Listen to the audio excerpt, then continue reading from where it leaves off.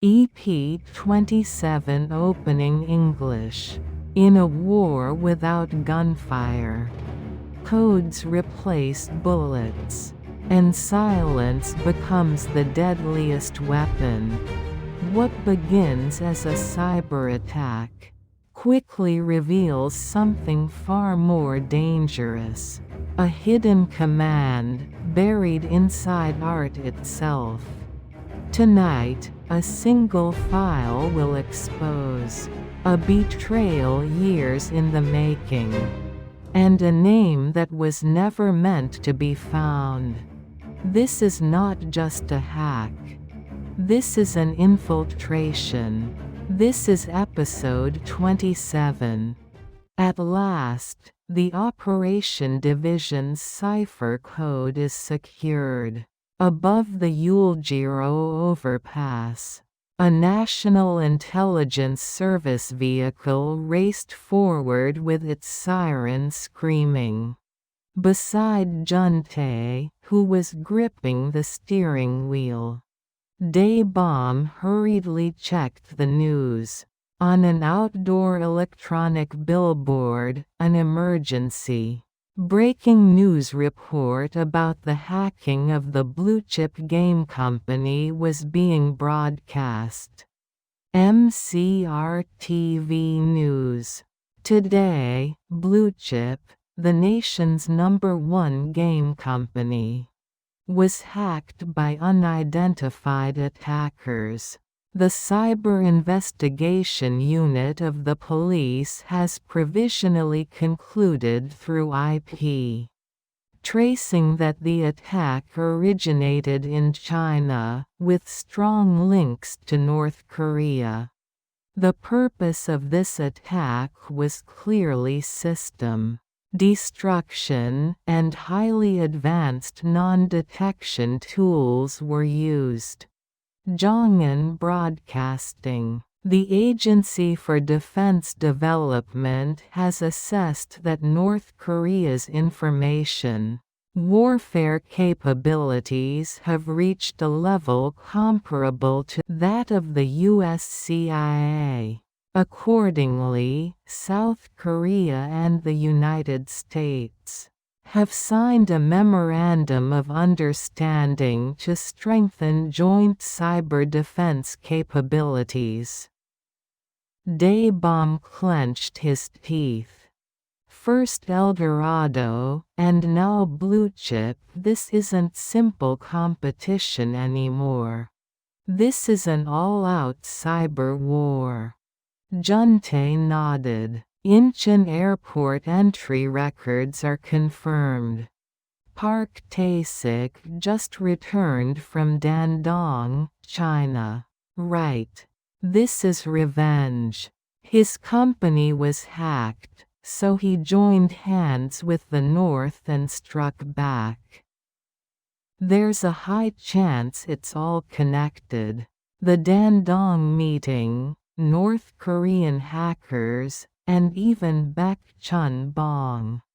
From the Operations Division, let's go to the NIS Cybersecurity Center. Right now. The vehicle accelerated, cutting through the fog-filled streets of Seoul at night. National Intelligence Service Cybersecurity Center. On the beam projector screen, organizational charts of North Korean hacker groups operating in Dandong and detailed hacking analysis data were displayed.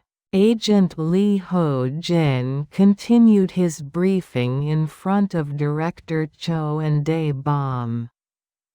This hacking incident is believed to have been carried out by a North Korean hacker organization based in Dandong, China. IP tracing shows that more than 10 identical bandwidth ranges were used interchangeably. And due to the use of rootkit programs, Even detecting the intrusion itself was nearly impossible. A rootkit that's an extremely sophisticated attack. Yes, sir. In addition, a back door has been installed, making further intrusions possible at any time. Director Cho's brow furrowed deeply. They're already at war. A war where code is fired instead of weapons. Lee Ho-jin pointed to the screen. This is the fake trading company in Dandong identified as the hacking base. Outwardly, it appears to be a legitimate trading firm. But inside, it is a fully equipped cyber hacking facility. Dae-bom added. That organization belongs to the Ryungnae-do Information Center under North Korea's office. 39 The financial management line for Kim Jong-un's slush funds.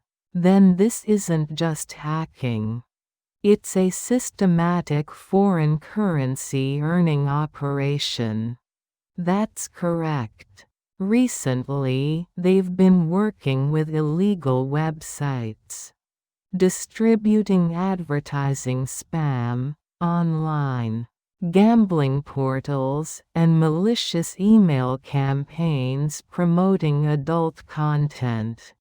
Director Cho ground his teeth.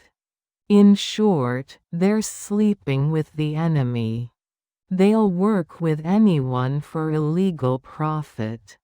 They're using China's fiber optic network directly, which makes tracing extremely difficult.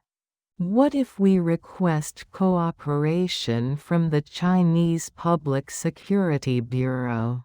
That won't work. We've received intelligence indicating that China is already providing cover. Behind the scenes. Disgraceful. It's as if the international community is turning a blind eye. The air in the conference room sank heavily. Dandong Hotel. Baek Chun-bong, a high-ranking official from the North's Operations Division, completed his checkout and got into his vehicle. Every single movement he made was already locked within the sight line of Black, a South Korean Black Ops agent. A low, controlled command crackled through the radio. Target has exited Dandong Hotel. Begin pursuit. The black sedan carrying Black 1 slowly pulled out of the hotel parking lot. Inside Dandong Hotel at the same moment, the hotel manager quietly slipped into Baek Chun-bong's room and opened his laptop. He connected a USB drive and began copying a classified data file. The data transfer speed was slower than expected. Anxiety was written all over his face. Meanwhile, Baek Chun-bong, having finished a business dinner, was already on his way back to the hotel. The elevator was rising.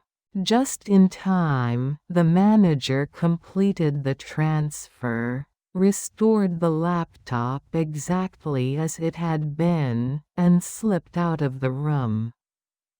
In the corridor, he crossed paths with Baek Chun-bong. They exchanged a brief nod and passed each other naturally. Only after stepping into the elevator did the manager let out a breath of relief. Underground parking garage. Black 2, disguised as a parking attendant, was waiting. The manager casually handed over the USB drive along with a parking receipt. Black 2 accepted it without drawing any attention. Moments later, Black 1's vehicle sped out of Dandong and disappeared into the city. Minutes later, a strange sense of unease struck Baek Chun-bong. He opened his laptop. Something was wrong. Instantly, he ran toward the underground parking lot. But a waiting NIS vehicle deliberately caused a minor collision, perfectly cutting off Baek Chun-bong's pursuit. Damn it, what kind of idiot drives like that? As he hurled curses, the Black Ops agents were already gone. With the critical intelligence secured. On the outskirts of Dandong, a black SUV driven by an NIS Black Ops agent tore through a rural road. Behind it, North Korean pursuit vehicles gave chase. Machine gun fire ripped through the windows. Glass shattered, and the SUV swerved violently. Black shouted to the agent in the passenger seat. "Now! Get down!" The passenger ducked. Black adjusted his angle using the side mirror and unleashed arcing return fire. One bullet slammed into the driver's seat of the pursuing vehicle. The car veered wildly, smashed into the guardrail, and flipped over. Black's SUV did not stop. It shot off the rural road without hesitation. At the same moment, the passenger agent's head snapped backward. His body collapsed, drenched in blood. "Damn it, you fought hard." Black clenched the steering wheel with trembling hands and grabbed the radio. One field agent Kia. Intelligence secured. Transmitting location. Withdraw immediately. Rapid response team is en route. Dandong Hotel CCTV control room. Baek Chun-bong pointed at the footage of the black sedan escaping. "Who's that guy passing in the corridor? I've seen him somewhere before. He appears to be the hotel manager, sir." He brushed past a suspicious man. "Pause it there." "Yes, sir." Rewind. "Doesn't it look like something was handed over?" Their hands definitely made contact. "Bring him in." "Yes, sir." Moments later, the manager was dragged in and forced to his knees. His lips were split. One eye was swollen. He had clearly already been beaten. "You worthless bastard. You should know who you're messing with." "I don't know anything." "You don't know? Isn't that you on the screen right there?" I was responding to a customer complaint. "Just a routine check." "You little bastard. If you don't start talking, I'll kill you right now." "I truly don't know anything." "You really don't? Lay down plastic on the floor." "Bring the surprise gift." "Yes, sir." "A surprise gift. What kind of gift could be used to kill someone?" A North Korean agent spread a large plastic sheet across the hotel room floor. Then he brought in a small ceramic teapot. When the lid was opened, a nauseating stench of raw fish entrails filled the room. The manager, his hands bound behind him, widened his eyes in terror. "Comrade, do you know what this is?" No, I don't. There must be some misunderstanding. Gag him. He talks too much." "Yes, sir." When the gag was forced into his mouth, his struggling intensified. "These are the entrails taken from pufferfish. The kind they say are good for detox." He made a desperate sound. Only the most poisonous parts were selected. His voice was choked. He struggled to breathe. "The eyes and organs are toxic, but the spleen is especially deadly. Even in the afterlife, you won't forget the taste for a while." He groaned. Muffled cries. "Feed it to him slowly." "Yes, sir." The agent pried open the manager's mouth. The man resisted with everything he had. Bit by bit, the pufferfish organs and gall were forced into his gagged mouth. Chunks failed to go inside, sliding down his face. Slick, bloody, reeking. His breathing was ragged. "Comrade, what's the name of the poison in pufferfish again?" "Tetrodotoxin, sir." "Listen carefully, manager. Once you swallow that, within minutes your lips, tongue, and mouth won't move properly. Please save me." The manager writhed in desperation. Soon after, muscle paralysis sets in. Headaches. Vomiting. That's the sign you're crossing over. Eventually, the muscles that control breathing shut down, and you die from cardiac arrhythmia. Please spare me." His bloodshot eyes bulged in terror. With a voice soaked in tears and saliva, he pleaded, "Do you know how many people a single pufferfish can kill?" The manager shook his head frantically. "One pufferfish can kill as many as 33 people. Marco ordered it." "Marco? Just a taste and you're already spilling everything." "It's true. I swear. This teapot doesn't contain one pufferfish. It contains the entrails of 3. I'll tell you everything. Please, just spare my life. Tell it all. Every detail. Leave nothing out.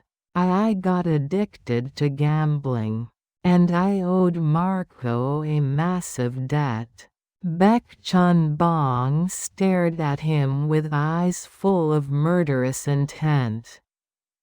NIS code decryption room. Inside the tense room, Daebom approached Black. "Did you get the USB?" "Yes. It was copied directly from an operations division executive's laptop."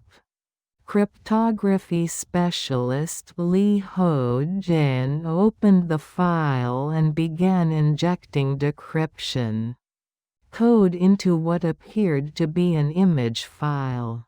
Claude Monet's poppy field dream filled the screen. After several layers of decryption, The image began to fragment, and hidden text slowly emerged.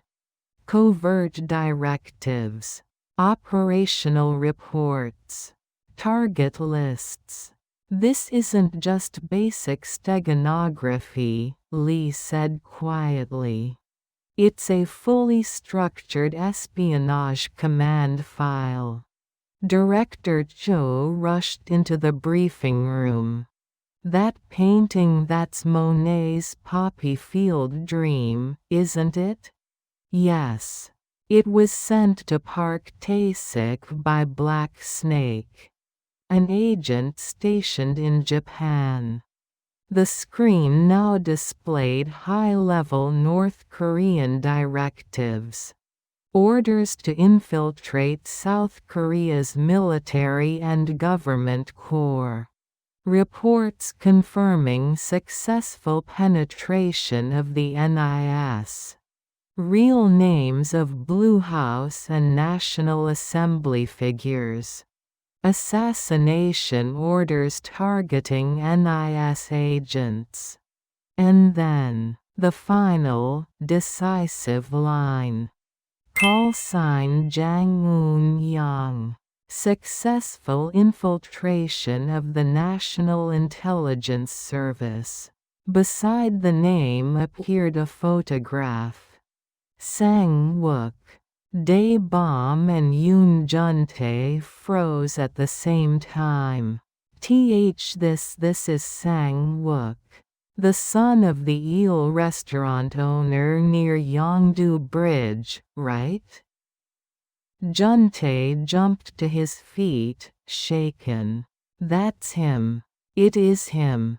But how is this even possible?"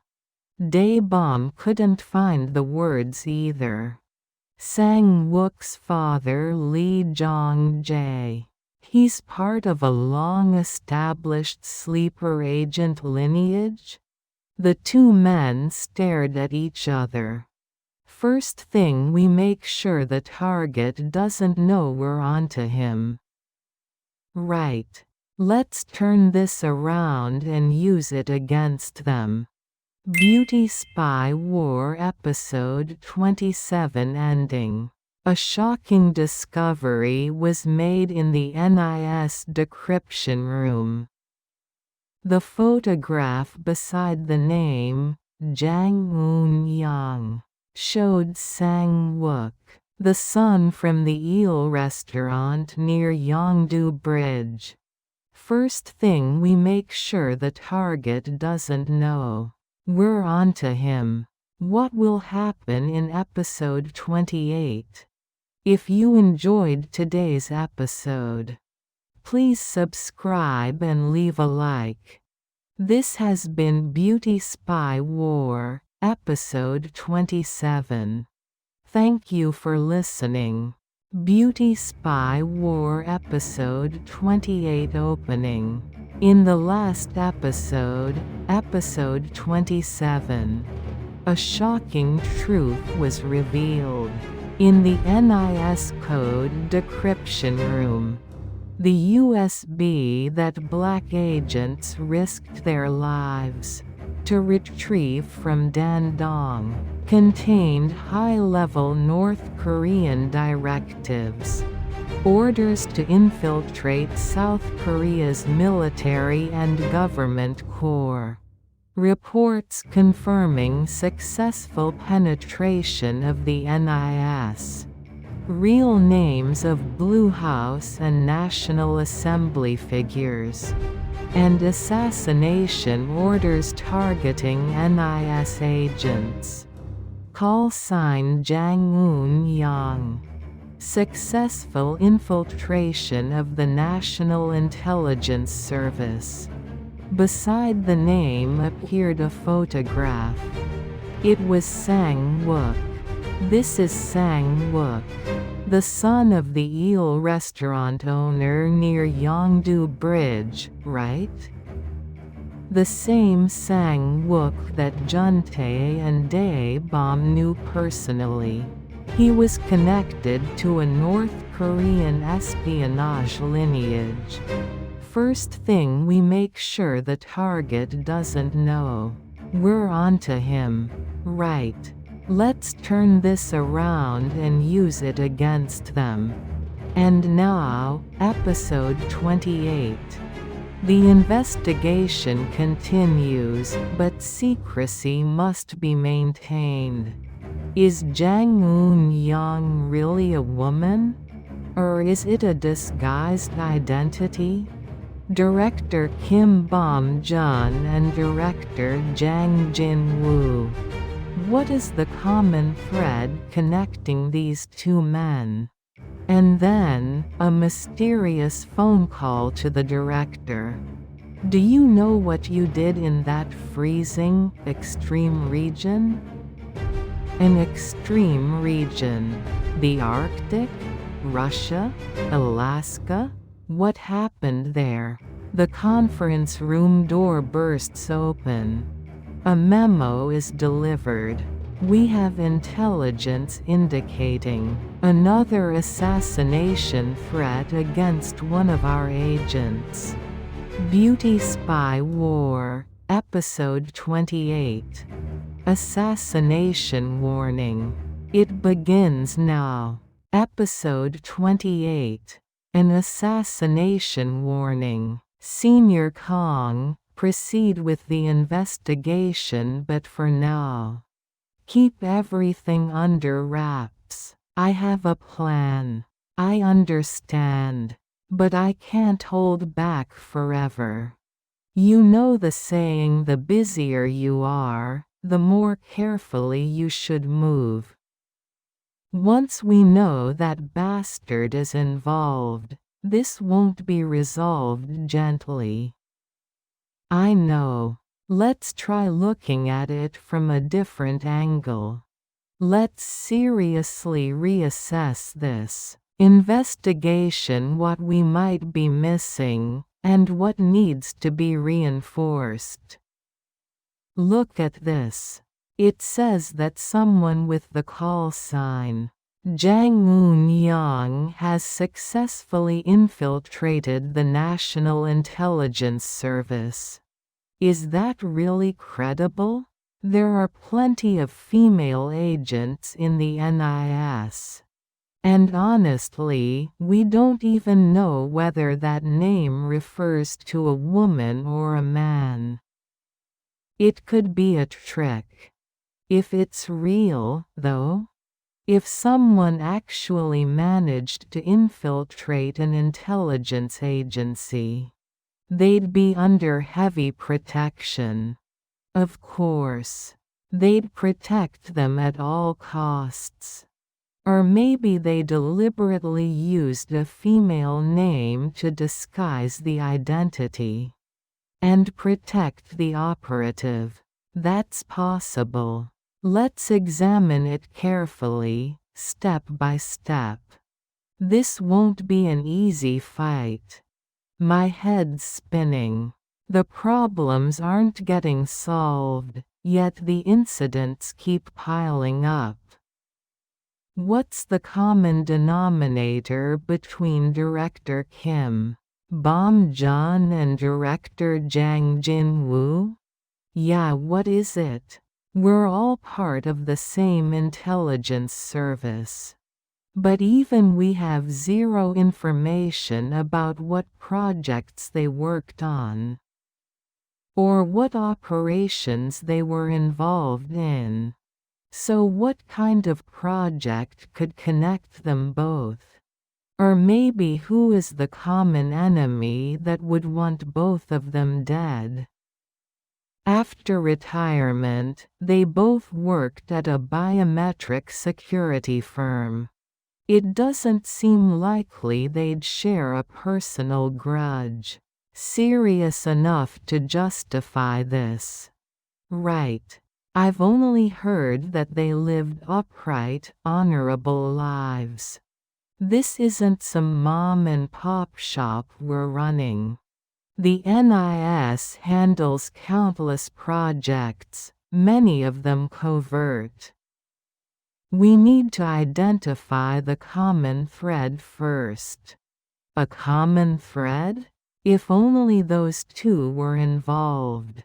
Finding the project will be extremely difficult. True. But if 3 or more people were involved, the scope narrows. And if there are still people connected to it, then those remaining agents are in serious danger. I agree. Which means there are likely more targets. And if that's the case, the surviving personnel are already exposed. Exactly. Let's re-establish the kind of instinct-based investigation that Detective Ma always emphasized. Daebom nodded silently. Juntae leaned in and whispered their next steps directly into Daebom's ear. They spread out the case files, incidents that had never fully made sense. No matter how secretive and concealed this world was, finding traces and clues felt nearly impossible. Like searching for diamonds in a desert. The battle of wits between those hunting and those being hunted did not seem likely to end easily. For once, Juntae came home early. What's going on? You're home this early? Yeah, it just turned out that way. You could have at least called. Why do you even carry a phone? Why aren't you answering? I'm talking to you. It's not that I've got a headache. I just want to rest. Shouldn't you go to the hospital? Want some headache medicine? No, I'll be fine if I rest for a bit. How's your stomach? It's fine. I'm just exhausted. I'll lie down in the study for a while. Yeah, that makes sense. Working late every night, weekends too, your body needs a break. I knew it. It's not like that. What do you mean, it's not? What kind of company squeezes people dry like that? Without even paying them properly? Juntae said nothing and walked into the study. He looks pale. Anyone would think he hasn't eaten properly. Lazy mouth, no energy either. Mom, Dad, what's wrong? Even Seong Hyeon sensed that something was off about his father. I don't know. Your dad used to be so gentle, always chatting warmly about little things. These days my heart doesn't flutter anymore. Does your heart have to flutter? No, why am I saying nonsense to a kid? Songhyun, go do your homework. Hyeon Young watched Juntae's troubled face with concern. The atmosphere was completely different from usual. Seeing the worry etched into his face made her uneasy. Inside the study, Juntae leaned back in his chair. Like flipping through faded photographs, memories from childhood. With Sang-wook and his brothers came flooding back. As a child, Juntae had been inseparable from Sang-wook's older brother, Jungik. They played together until dusk after school. Once, he visited Jungkook's house, a childhood friend's home. Behind the house was a bamboo grove, and hidden within it, a natural cave. Unless you were family, it was hard to even find the entrance. Inside that cave, Juntae shouted together with Jungkook and Sang-wook. The echoes bouncing back were endlessly fascinating. "Hey, idiot! Dumb dog! You blockhead, Jung-ik! You moron, Jun-tae!" Childish insults, but at that age, they were considered quick-witted. Flap. Startled by the noise, bats, hanging upside down from the cave ceiling took flight. Whoosh! One brushed past Jun-tae's forehead. He rubbed it instinctively. "Whoa! Did you see that? It hit my forehead. Then you're a golden bat now."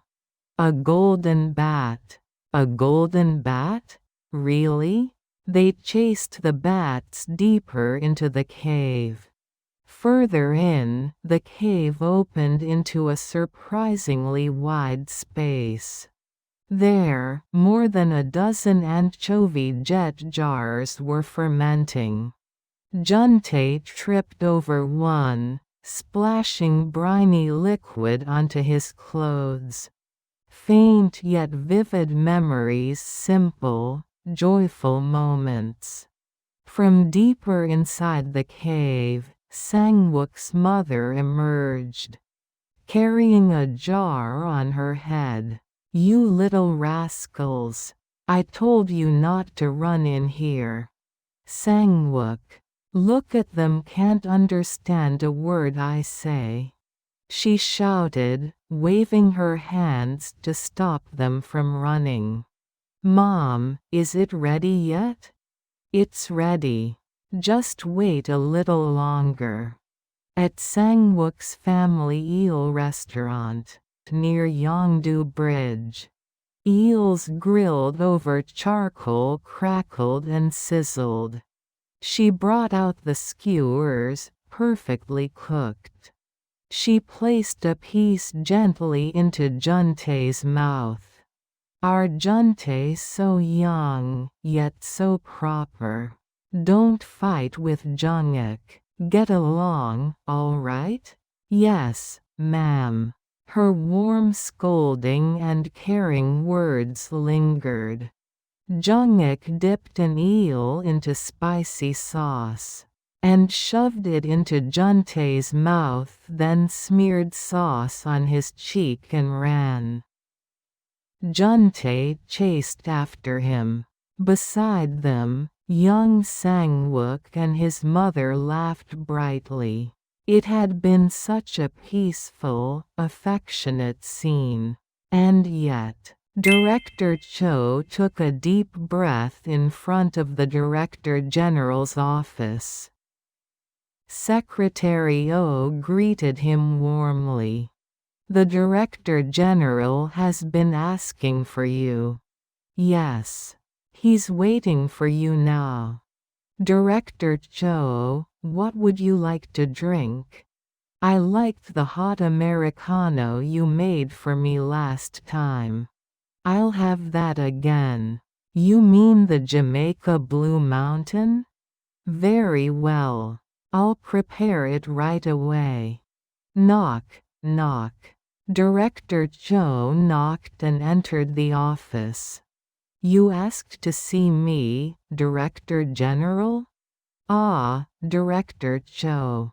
Come in." How is the investigation into the assassination of the former NIS agents progressing? Isn't this taking too long? The police and our agents are conducting the investigation from every possible angle. Every possible angle? From where I stand, this isn't the kind of situation that allows for delays. Yes. Since 2 former intelligence officers were killed, the Investigation Bureau is carefully piecing together multiple elements.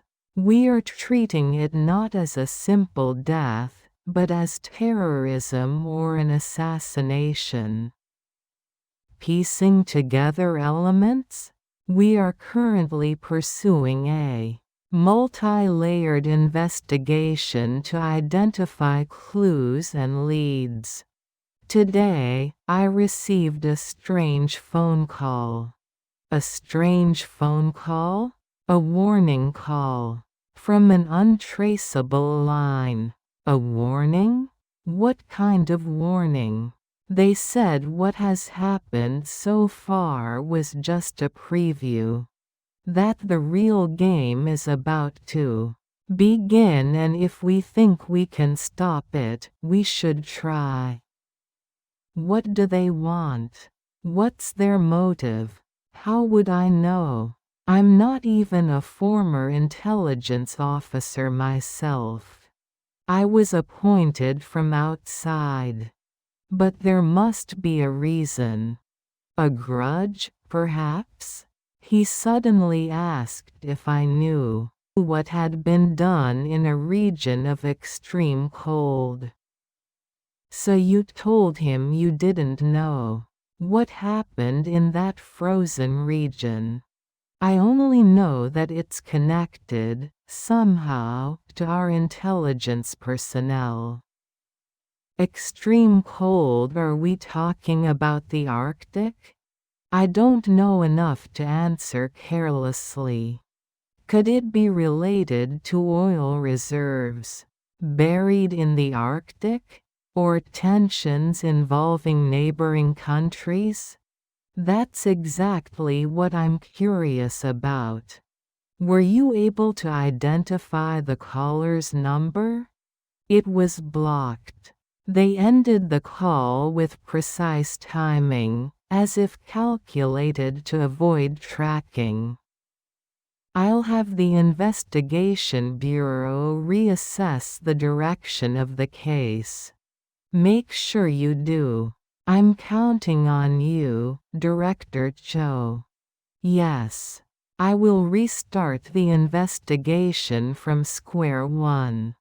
Director Cho bowed his head and walked slowly down the corridor. A small conference room inside the Investigation Bureau. Director Cho watched the beam projector in silence, fully focused. Park Soo-ho began briefing the team on the progress of the investigation so far. He first displayed a police sketch sent from the National Police Agency. This is a composite sketch of a suspect known as Hai, a man reported to be speaking with a North Korean accent in the Yongsan Red Light District. His name is Hai. Yes. According to Yoon Kyung, a woman who had sexual contact with him, when she asked his name, he replied, "Hi," and said in a North Korean dialect, "You look like my mother." Does he have that straight horizontal wrinkle on his forehead? Yes. A prominent horizontal crease. In physiognomy, that kind of wrinkle is sometimes associated with violent criminals who commit major incidents. The face looks ordinary enough. That's correct. People tend to assume murderers must look vicious, but that's not always the case. Ordinary? Yes. Often they appear like average neighbors, polite, friendly, well-mannered. So, the kind of middle-aged men you see everywhere? Exactly. In some cases, they're even civil servants or schoolteachers. I see, but this is highly classified. We can't investigate it openly. Dae-bom interjected mid-conversation. Director, what do you mean? Is this related to what the Director General mentioned? He said someone suddenly asked him if he knew what had been done in a region of extreme cold. What does that imply? All he said was that he received an untraceable phone call. And they brought up that exact phrase out of nowhere. Extreme cold, the Arctic? Russia? Northern Europe? Alaska? There are countless possibilities. That's the problem. Nothing clicks immediately. I don't know every project we've ever run. Who could have made that call? It sounds like someone with a grudge against the NIS. Team leader Yoon Juntae asked, fanning himself with a stack of documents, as if intrigued. Our agents have operated in countless countries in service of national interests. As the saying goes, a tree with many branches never knows a calm wind. Conflicts are bound to happen somewhere. So there must be a causal link. If that was just a preview, then another victim could appear soon. That's right. But we can't stop it unless we know what we're dealing with. Dae-bom nodded in agreement with Juntae. Director Cho nodded slowly, clearly turning something over in his mind. What approach should we take? First, we should identify former agents who were involved in particularly high-risk operations. We need to compile a list and protect them from potential attacks. That won't be easy. How many people do you think handled dangerous assignments? Then we should start with senior-level personnel. Why? Because both victims were former NIS directors or bureau chiefs. True. That narrows it down. And we can exclude those who served primarily in warmer regions: Southeast Asia, South America, Africa. All right. Let's proceed that way. Though many overseas operatives remain stationed abroad, so the numbers won't shrink dramatically. This involves highly sensitive personal intelligence. Cooperation may be difficult. I see. I was only thinking from the investigation bureau's perspective. Some of them may be black agents. I'll request cooperation from that division's director. Let's proceed only as far as they allow. At that moment, an agent rushed into the conference room. He handed a memo to Dae-bom, the investigation team leader. What is it? What happened? We've received intelligence indicating another assassination threat. Another assassination threat? Against whom? Who's the next target? Beauty Spy War Episode 28 ending. Episode 28 ends here. Jun Tae returned home early, haunted by memories. Childhood days in the cave behind Sang-wook's house. The taste of grilled eel at Yongdu Bridge. Sang-wook's mother's warm smile.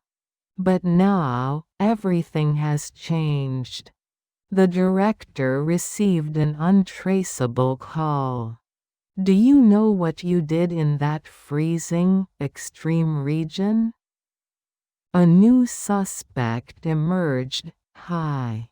A man with a distinctive forehead crease who speaks North Korean dialect. And then, urgent intelligence arrived. We have information about another assassination threat. Who is the next target? Beauty Spy War is based on Scorpio, a finalist in the second Proud Korean Screenplay competition. Please subscribe and like if you enjoyed today's episode. This has been Beauty Spy War, episode 28. Thank you for listening.